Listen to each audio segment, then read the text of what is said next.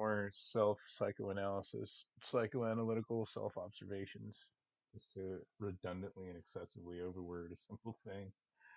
Um, so I was listening to an old video now banned from YouTube, but it's very good for inciting a violent mood, testosterone, aggression, rage. Very good if you're like a kickboxer and you want some workout music.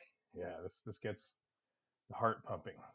And in that aspect, I was going really fast on the exercise bicycle. I was pumping out sweat, but I wasn't reading the required the research, between subject variable material. There's two designs that we're learning, and that's one of them, between subjects research design. Um, and instead, I was slipping into homicidal fantasies of driving a 4x4 through a Black Lives Matter riot with miniguns, machine guns, and rocket launchers to take on the police who would protect the evil people and punish and arrest the good people, which has been happening. That isn't an abstract concept not grounded in reality. Uh, like a 50 cal semi-automatic and stuff. Pure fantasy, of course. That'll never happen.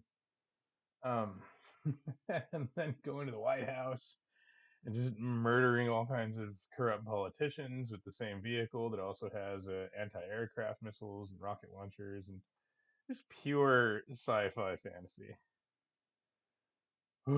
So I calmed down the music. I switched it up. Interestingly, that's when my legs slowed down on the cycle and I stopped pumping sweat. Like I was sweating like crazy because I was fantasizing about a Civil War II and a World War III and fucking, just killing people and being killed. And yeah, I think it's natural with being a man, males in war, right? But then I started to think about Jews. And this is what happens when you apply critical analysis to World War II, the destruction of the temple, etc. And this is actually from studying psychology. Part of me doesn't want to share this information because I automatically am weaponizing information that has no practical application for my life unless I weaponize it. The material said that Dong and Wire had done an experiment where they wanted to manipulate the impression people got as a variable. How could that be the independent variable? How do you manipulate impression of somebody? And my mind reconstructed those words. It was like seeing different pieces of wood in different shapes, constructed in a way. And I'm like, no, this is pure garbage. This isn't going to hurt anybody. I need to hurt somebody. This is a weapon.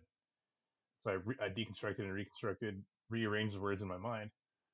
I can manipulate someone by their impression of me. And then the integrated information theory. One of the rabbis in Albuquerque taught the Kabbalah, which it's forbidden to teach Kabbalah to Gentiles, yet Chabad does it, etc. Kabbalah for sale, right? Um, oh yeah, I have another video about that I got to upload, but I'm gonna combine the two videos into one. Anyway, that you can manipulate somebody based on clothing, right? That clothing can deceive people about you. And it was interesting because he was talking about there's four different types of souls. Everyone has an animal soul and a godly soul, which I interpreted, but he didn't say it means the Goyim soul and the Jewish soul, because that's what the Judaism is all about, is Jews have this divine soul, the divine spark. So Goyim have the animal soul. Four types of animal souls. An ox, like a gore, strong worker, will just, kill anybody, gore anybody without thinking. I forget the other two. I wrote them down in a notebook. I took notes, so I do have it written down somewhere. But for some reason, clothing was the fourth animal soul. And he's like, well, that doesn't make any sense, right? How's clothing an animal? It's not. But it can deceive people about you. Oh, so this is how I can manipulate people based on their impression of me. This is Hasbara. This is public relations, public imaging, right? Public perception. And a good example of this application to the analysis of World War II and every other war throughout history is the reason Jews won the war is they are smarter than the Nazis, the anti-Semites. They won. They got Israel back. That's they won. Now, I realize that it's more profitable to portray yourself as a victim, but every human being, Jews are not victims. They are fucking fierce. They're dangerous. They're strong and smart.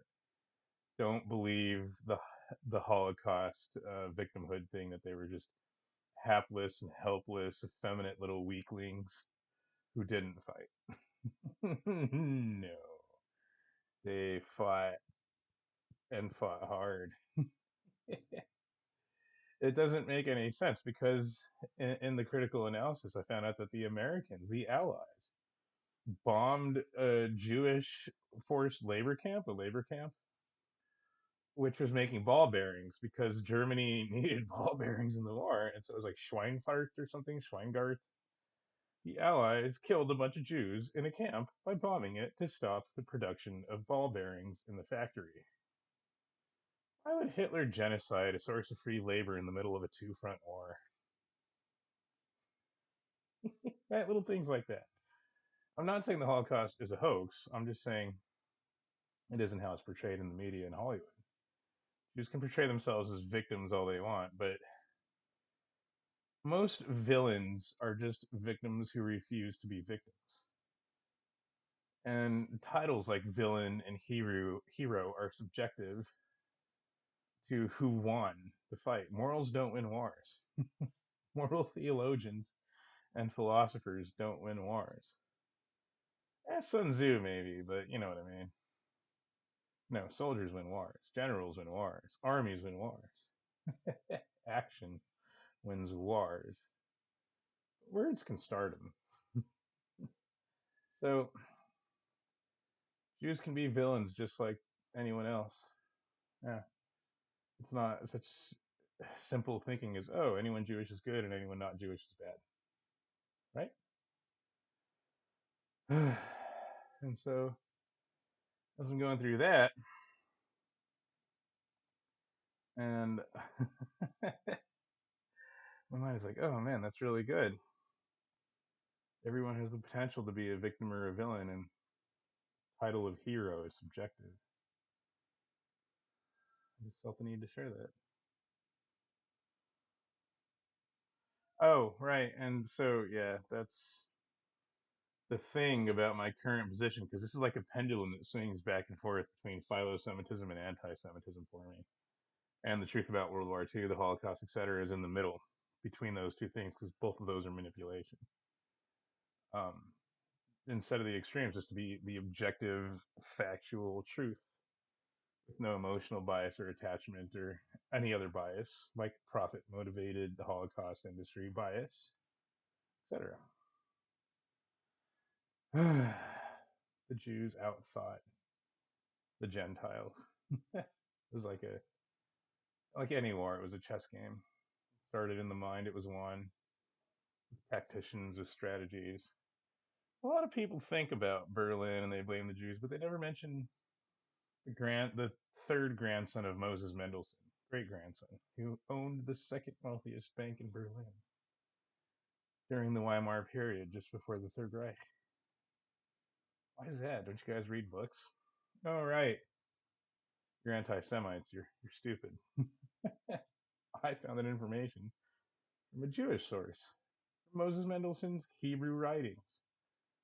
Instead of believing everything on the internet that I see with no exercise of, skepticism or critical thinking, I went to the source. I fact checked.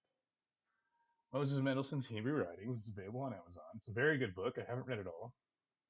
Kohelet Mossad, Preacher of Morals. I really love that. But it straight up says that he was, very poor. He was behind the Enlightenment in Germany, which the Nameless War says he's the founder of the Illuminati, which Illuminati Enlightenment could be German Jew, right? But either way, his lineage went from these poor shtetls to owning the second wealthiest bank in Berlin. Everyone always names the Rothschilds, but never the Mendelssohns.